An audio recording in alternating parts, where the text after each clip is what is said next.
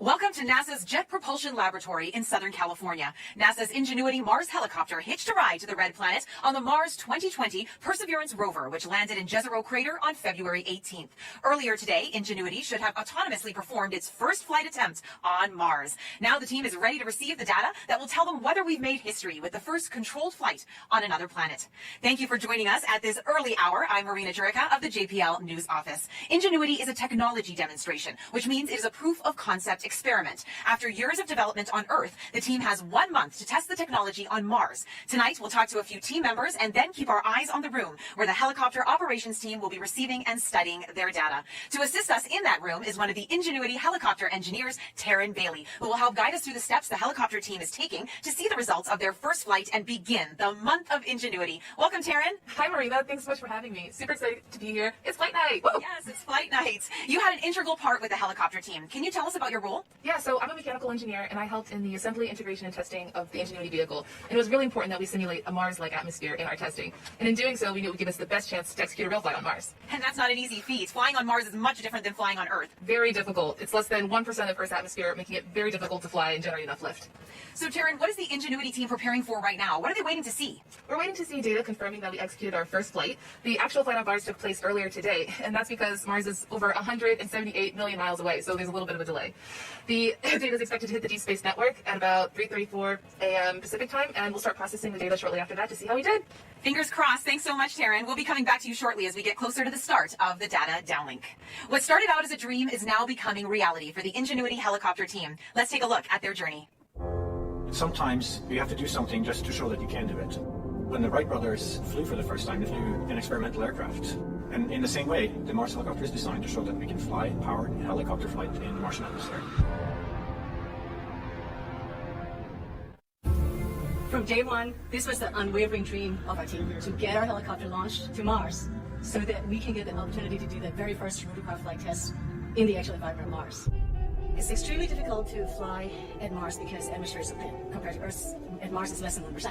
So the first and foremost challenge is to make a vehicle that's light enough to be lifted. And then the second is to generate lift. The rotor system is just spinning very fast. 2,000, 2,200, 2,400, 2,600. We're spinning between 2,000 and 3,000 revolutions per minute, and it takes a lot of energy. So it's that balance of a very light system, yet having enough energy that's needed to spin the rotor so fast to lift, and on top of it, having to design in the autonomy. It has to be fully autonomous from the time it takes off to the time it lands. What we do on the ground is we plan the flights, and so we determine from here where we want the helicopter to go. Our experiment window is 30 Martian days. So we have planned up to 5 flights of incremental difficulty. The very first flight, the main thing is we want to get the legs off the ground, and so we will basically go up about 3 meters, and we'll hover there, and then we'll come down again. And that will be the first, really major milestone. Most of our flights will be at the 3 to 5 meter height. We will be going horizontally again at a few meters per second, probably go out 50, 70 meters and come back. In successive flights, we'll probably push that further, try to go further. So our priority will be to get back engineering telemetry and not so much images, but I'm sure we'll return a few, because they always look cool. At this point, we've tested all we can on Earth. We have mathematical models that shows how it'll fly at Mars, and we've tested it in the simulated environment that we can create on Earth. It really is time now to do the real flight test at Mars. Nothing is a given, but we have done everything we can in terms of a test program here, and the vehicle is performing extremely well so far. It's been doing exactly the right thing even right now when it's bolted onto the Perseverance rover. So there's a very good chance that we'll pull it off, yes. But it's still high risk, and none of us forget that you could have a glitch that, could be an end of mission, yes. It's going to be exciting, reacting to any surprises we have. We can't wait. What's really most important is everything we're learning here is for the future rotorcraft systems that we want to introduce into space exploration. Along with your cup of coffee, you can join in on the conversation by asking the helicopter team questions at NASA JPL on all social platforms by using the hashtag MarsHelicopter. We will get to your questions later on in the program. Mimi Ong is the project manager for Ingenuity. She joins us now as they wait for the downlink to start. Welcome, Mimi. Good morning. Hi, good morning, Marina. Now, Mimi, this has been quite the journey for you and your team. How do you feel finally reaching this moment? Our team has been working on the Mars helicopter for over 6 years, and for some even longer, towards this ultimate dream of experimenting the first flight at at Mars. Here we are. Yes, here we are. And last week was a little bit of a week for you guys. You've had some technical challenges. What made you decide to go ahead with the first flight attempt this morning? April 9th was a surprise. We were 2 days away from first flight and just onto our very last checkout, high-speed spin of the rotor system. And there we discovered an intricate timing issue that was preventing the helicopter from transitioning to flight mode, the mode that we need to be in to spin the rotor system high speed. So right after we found that, our team went into high gear, identified 2 possible solutions in a couple of days, and we picked the solution that is really the most simple, most straightforward option. So a note there, though, that the solution that we've adopted, it does transition to the helicopter into flight mode about 85% of the time. So when we go to flight, and if we don't go into flight mode, the helicopter will stay safe, and we will attempt the first flight again. So just last Friday, we took the solution, applied it to Ingenuity, and successfully spun Ingenuity's rotor system full speed. So next step is our first flight attempt now. And to give folks at home, Mimi, some perspective, the goal is to fly on a planet that has just 1% the atmosphere of Earth, and you're controlling that flight from over 100 million miles away. How difficult is that? Very, very difficult to fly a rotorcraft at Mars. You know, a rotorcraft pushes the atmosphere to generate lift, and when there is that little atmosphere, the rotor system has to spin really fast. In fact, I will be spinning over 2,500 revolutions per minute for this flight today, and Ingenuity is less than 1.8 kilograms, right? 4 pounds. And in that 4 pounds, Ingenuity has to be able to fly in that very thin atmosphere and be able to survive and operate autonomously at Mars. For example, Ingenuity, our little 4-pounder, has been on the surface of Mars, keeping itself warm throughout the cool nights, down to minus 130 degrees Fahrenheit, and it's been doing that every day. So on top of that, our flight experiment at Mars, we are operating it all the way back here from Earth. So yeah, it's very challenging, but we're ready. Oh, Ingenuity is small, but it is mighty, and the team has come so far already. What other milestones has the helicopter team already achieved before this morning? Ingenuity has passed all of its milestones leading up to the first flight. So performed perfectly during cruise, survived the drop, and has been charging itself with high good energy levels each time. It's been communicating daily to the base station and keeping itself warm. And with the rotor system all checked out to full speed, Ingenuity is ready to go. And at the high level for the Mars Helicopter Technology Project, we have 3 goals that are in line with NASA's agency level objectives. The first is to demonstrate here on Earth that it is possible to fly a controlled power flight in the thin atmosphere of Mars. We've done that. The second objective is to perform that actual flight at Mars. Well, we're about to get data back very soon here on that first flight. And the third is to return data to inform engineers working on designing future generations of Mars helicopter. We have received valuable information data back since we've dropped on the surface, and tonight's data from the first flight will be extremely important. So we're ready to go. We are ready to go. Now, what is success going to look like for you guys tonight? So there are 5 scenarios. Okay, so if the solution we implemented successfully transitions the helicopter to the flight mode, we'll be all right. But if it doesn't transition, then we will be attempting the flight again tomorrow. If we don't get to flight mode tonight, then we'll go on. If we go successfully to the flight mode, there are 4 scenarios. Full success in flight. Second scenario could be partial success in flight. The third would be not having sufficient information, in which case we'll need more time to determine what happened. The fourth could be failure. So whatever the outcome, we are set here to learn.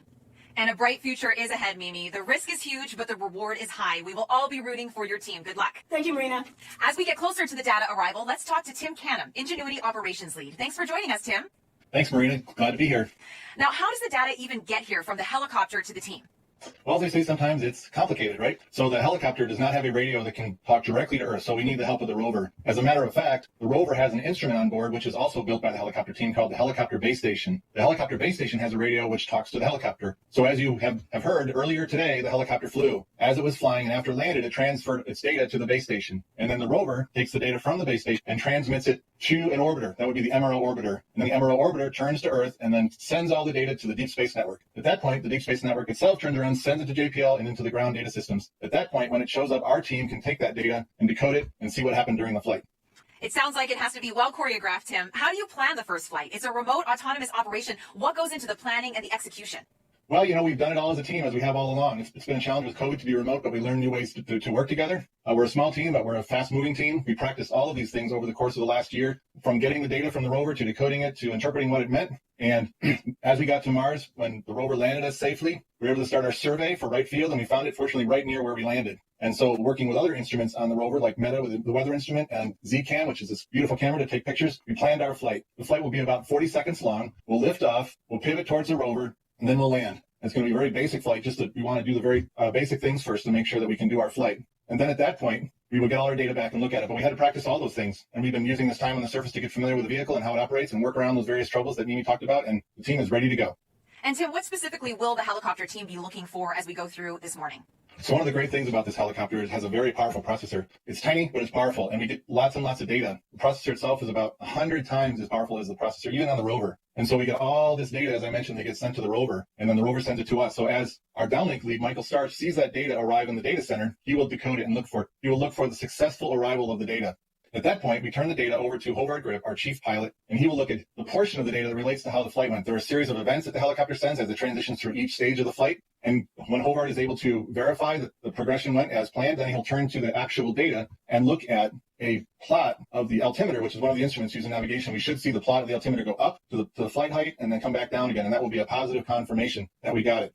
And finally, from the helicopter side, we are snapping a series of black and white downward-facing pictures as the helicopter comes in for landing. So if everything goes well, we should see some of those landing pictures and be able to look at them on the screen. So Hovard will display those as well. And then finally, if all goes well, there should be, at the same time our data is coming down, there should be data coming down from the ZCam instrument that I mentioned. The Mastcam Z, a really powerful camera system that's going to try to capture us in flight. So if they were able to capture that moment of flight, then they will be able to display those images on their screen and be able to see a quick view of how the helicopter flew. That's how it's going to go. Well, Tim, we can't wait to see those photos for sure. Thank you so much, and good luck to you. Thank you. We will get back to the action in the room in just a moment. Now joining us is Associate Administrator of NASA's Science Mission Directorate, Thomas Zurbuchen, who is here at JPL for the helicopter's first test flight. Welcome, Thomas. I'm so glad to be here, Marina. Hi. Hi. Now, how important is tonight to space exploration? Oh, it's technology demonstrations are really important for all of us. You know, it's really taking a tool that we haven't been able to use and put it in the box of tools that is available for all of our missions going forward at Mars. So for me, it's really exciting personally, and for the community overall, it opens up new doors. And Thomas, why is it important to have that aerial dimension to space exploration? There's many applications that require that. Imagine, for example, going into areas of, and exploring them that we cannot use a rover for. There's some of these crater walls that are so exciting. Scientists have been writing papers about it. It's also important to have the aerial dimension in the context of human exploration of Mars, of which we're dreaming even now. And that aerial dimension being kind of able to scout ahead is just absolutely critical. Well, thank you so much for joining us, Dr. Z. Hey, thanks. Let's check back in now with Taryn Bailey to see how things are shaping up with the team's next steps. Hey, Taryn. Hey, Marina. We're moments away from receiving that all-important data, and the anticipation is definitely building in the room. Everyone's very focused, just waiting on pins and needles, eagerly waiting for that data to arrive, and we're just preparing ourselves for what comes down. And, this was such a big challenge for us to embark upon as a team, and we are such a small and close-knit team. So it's really great to be back in the room with all of my colleagues and my teammates. We're all here in support of one another. We have Bob Ballaram watching, and he's been the vision behind this, so from the very beginning. So we have such great leadership on this team, and very excited to be here. And we're going to be hearing from a lot of people, Taryn. So can you let us know who we're going to be hearing from as we progress through the morning? Yeah, so first hear from our downlink lead, Michael Starch, and he's going to be the person that first lays eyes on the data. And when he receives it, he'll unpack it, he'll run through a data receival procedure, make his call outs, and then he'll hand it over to our guidance, navigation, and control lead, also our chief pilot, Hovard Grip. He'll interpret that data and display an altimeter plot to indicate if we flew. Some other voices we'll hear on VOCA will be our deputy ops lead, Teddy Zenitos, who will report on the battery status, and our systems engineer, Yako Karas, who will report on the motor health. And we're going to be taking a couple of your social media questions right now as we wait for Michael to make that announcement that the data is coming in. So, Taryn, a man named Flo on Instagram asks, why did we send a helicopter to Mars in the first place? Great question. Why not? Just kidding. Sending an aerial vehicle at this stage especially, we have sent 5 rovers to Mars, and now we have an aerial dimension, which Dr. Zurbuchen pointed out that it's really important because it elevates the next stage of space exploration. And we can do more science with it. It can be a coordinated effort for future missions. It also opens the doorway for human exploration, and the helicopter can go into areas where the rover can't. So there are a lot of caves, and the rover has to overcome a lot of obstacles on the ground that the helicopter can ideally move around, and that's why it's such a great option for putting an aerial vehicle on another planet. And as Tim mentioned, it has to be well choreographed, this flight. And so Elio on Instagram asks, why is the first flight only vertical? So every flight, we're going to build upon it, but this first flight, our mission success criteria is really to demonstrate that we can fly. And so that's why this first flight is really all about being able to demonstrate that we can fly on another planet. And so that means we'll do a 3-meter hover above the Martian surface, touch back down to signal success, and then we can advance from there.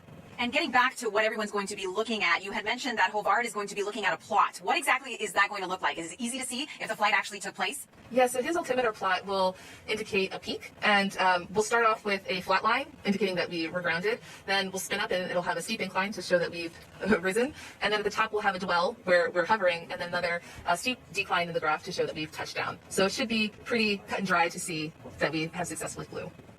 And this morning, of course, as you mentioned, the helicopter flew a few hours ago, and we're waiting to see if it did happen. But you did a whole lot of testing here on Earth before you sent Ingenuity up there. Tell me what it was like to test the helicopter and simulate that Mars environment. Absolutely. So it went, just because the helicopter is the first of its kind, the testing also is very similar in that way. We had to simulate a Mars-like atmosphere by using very large thermal vacuum chambers to allow us to control the temperature and pressure so we can simulate a Mars-like atmospheric density. Then we also created a gravity offload system that compensates for the difference in gravity between Earth and Mars. In addition to that, we validated a lot of our requirements with engineering models. So these are developmental models that we made, and they went through extensive environmental and aerodynamic testing. And so they were the precursors to our flight vehicle, which is, of course, currently on Mars. And as Mimi mentioned before, it had to be super light and super fast. Why is that? Flying on Mars is very difficult. You guys have heard it before. It's less than 1% of Earth's atmosphere, and that means that we have to have something really lightweight for us to overcome that mass to generate enough lift. And, you know, kudos and thank you very much to our friends over at Air Environment who designed and built this custom rotor system that is super lightweight. Each blade is less than 2 ounces made of composite material for that very reason. And it spans the distance. The wingspan of this helicopter is 4 feet tip to tip. So that's 1.2 meters. That's super large for something that's essentially carrying the size of a tissue box. Just to give you a frame of reference. And in addition to that, generating enough lift involves having high RPM. So we're flying at on an average of 2,500 RPM. 2,500 RPM. I just want everyone to sit with that for a minute, because here on Earth, helicopters go 400 to 500 RPM. So that is so much faster, Taryn. It's incredibly fast, incredibly fast. Every detail on this vehicle is made and designed for it to be the most efficient. You're beginning to see data products. We will continue to watch data products as the full set comes in. All right, Taryn. Well, we just heard from Michael that they are taking a look at the data just starting to flow into the Deep Space Network antenna on Earth. What happens now that the rover has started sending that data? Yes, so for those of you at home, the Deep Space Network is our giant communications network. Downlink, early indications, data products look nominal. Excellent. We'll continue to wait for the full data set to arrive. In the meantime, I'll explain a little bit about the Deep Space Network, and that it's our main communications tool to talk to our Ingenuity helicopter from across our solar system. So our downlink lead just announced that data products have just started to arrive and that they look nominal, which is a good indication. While we wait for the full data set to arrive, we'll wait. I guess that's what we'll do. We'll wait in the meantime. And we'll answer another social media question along those lines. Jose on YouTube asks, how long does it take for the video signal from the helicopter to reach Earth? Sorry, can you repeat the question? Yes. How long does it take for the video signal from the helicopter to reach Earth? Yeah, so that goes into having that very long distance between Earth and us. So Tim touched on this a little earlier, and that's why we have this delay. So the helicopter flew earlier, and similarly, whenever we send data, it's the same process where there's going to be a delay of when we run the data and then when it hits Earth. So it's about 4 hours from when something is executed to when we receive it. For larger files, though, sometimes that can take longer. So it all depends. But today we'll be receiving still images of the helicopter. And I know we are eagerly anticipating those images. And we talked a little bit about this before, Taryn. We have been just floored by all the great images coming in from Perseverance, but Ingenuity has cameras as well. Absolutely. The helicopter is equipped with 2 cameras. One is our onboard navigation camera, and that's the image that we'll receive tonight. And that's going to be a black and white image that's pointed straight down at the Martian surface, and will hopefully be showing us hovering above it. Our second camera is our return to Earth camera, and that's our higher resolution camera that is a color photo and shows more of the Martian horizon snapshot, the beauty shot, if you will. And then that image will be utilized for future flight missions. And we have another great social media question here from Hing on Facebook asking, what is the biggest question this first flight will answer about aerodynamics on Mars? Well, the biggest question that we had to answer when embarking on this was, can we lift? Can we generate enough lift and fly in a Martian atmosphere? And I think this first flight will indicate that for sure, and will answer that question. And whatever we receive back will definitely give us more information moving forward, regardless of this first flight or potential other outcomes.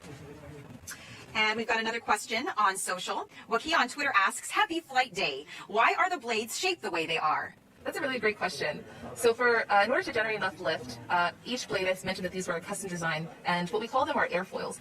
And they're developed in a way so that it generates enough lift for us to fly and have enough thrust underneath of our helicopter vehicle. So they have that funky shape because of the aerodynamic elements that help it generate enough lift. And once again, reminding everybody that you guys are controlling this from over 100 million miles away here on Earth. I always try to wrap my head around that.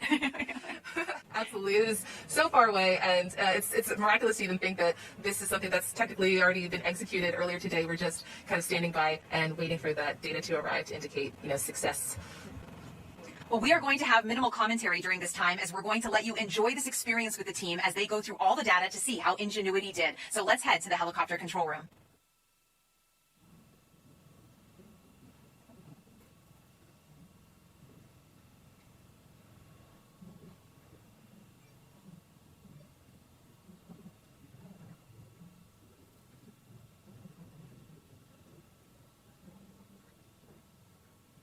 This is downlink. Data products appear to be in. We will begin processing shortly. This is downlink. We are beginning to fetch data from Mars 2020.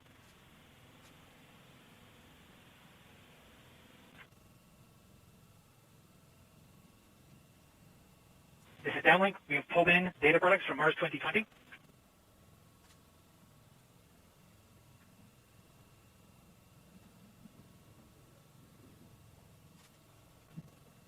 This is downlink, confirming we received Mars 2020 telemetry, confirming that we received Mars 2020 events, confirming that we received helicopter data products, confirming that we have data products, confirming that we unpacked image and 1 Hertz data.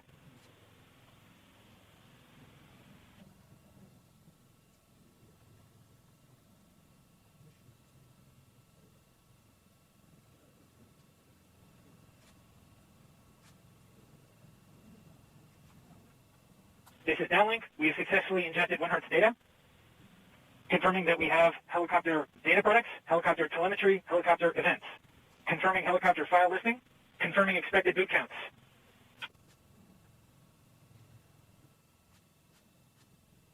This is downlink, confirming battery data has been received. Rotor motors appear healthy. Swash plate servos appear healthy. Overall actuators appear healthy. Confirming thermal report generation, confirming analog report generation.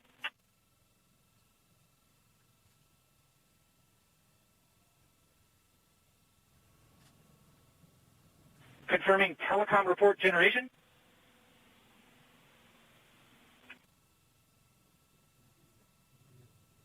This is downlink, handing off to flight control for telemetry analysis. This flight control, confirming that we have EVRs from Ingenuity. Ingenuity is reporting having performed spin-up, takeoff, climb, hover, descent, landing, touchdown, and spin down.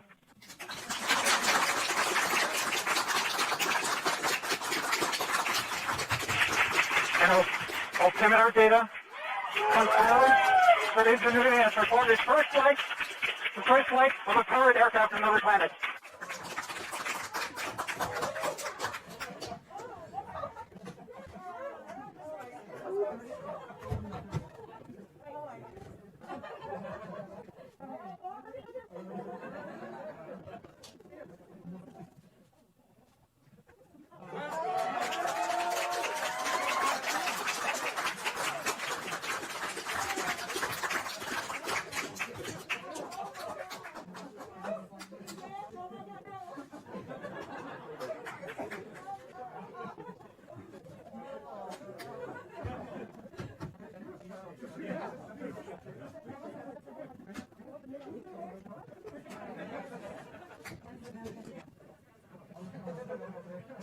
The Martian surface.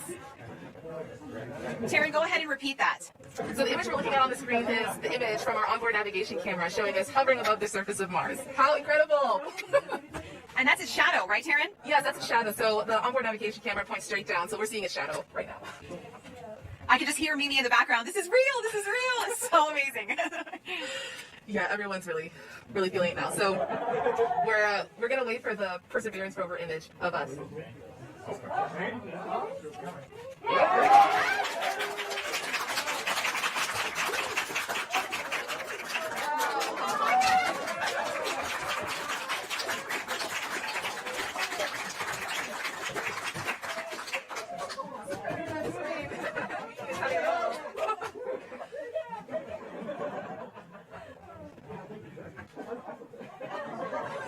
Are you guys seeing the Perseverance image? Saw that, Taryn. So So yes, explain what we just saw with the Perseverance image. So the Perseverance image is showing us grounded at first. It's actually a video, which is great. It's grounded at first and then shows us hovering our 3 meters above the Martian surface and then touching back down. It's amazing, brilliant. Everyone is super excited. So I would say it's a success.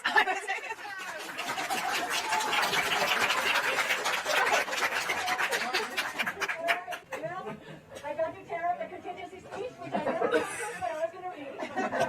But I lucky for you, I have a much shorter speech for success. We can now say that human beings have flown a rotorcraft on another planet.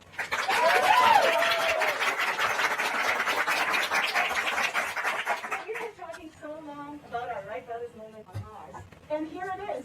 And this project has had many friends who contributed to tonight's success. I see many in the room. The team in the room, the team on WebEx, team members who couldn't join us, and a few of our friends who are no longer with us. They're still in our minds today. And Perseverance rover, the best host Bill Ingenuity could ever have.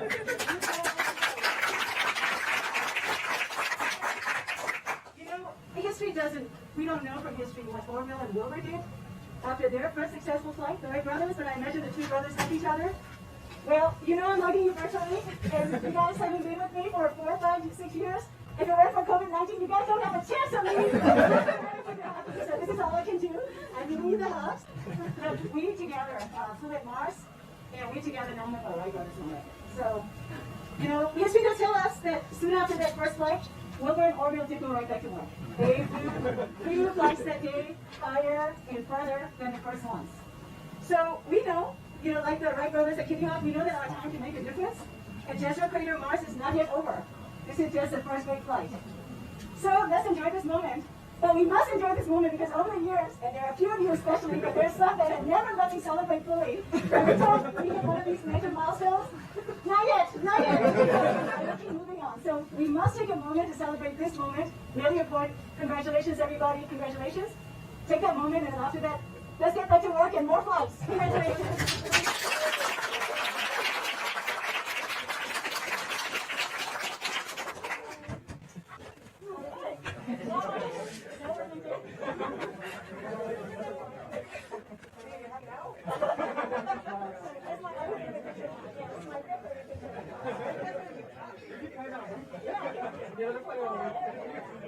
Congratulations to the Ingenuity helicopter team on making history this morning. To get the latest updates on Ingenuity, follow on @NASAJPL on Facebook and Twitter. I'd like to thank everyone for joining us at this early morning hour. The journey on this month of Ingenuity continues. Join us for a news briefing later this morning at 11 a.m. Pacific Standard Time for a deeper analysis of Ingenuity's first flight and what this means for NASA. I'm Marina Jureka. Thanks for watching, and good night and go Ingenuity!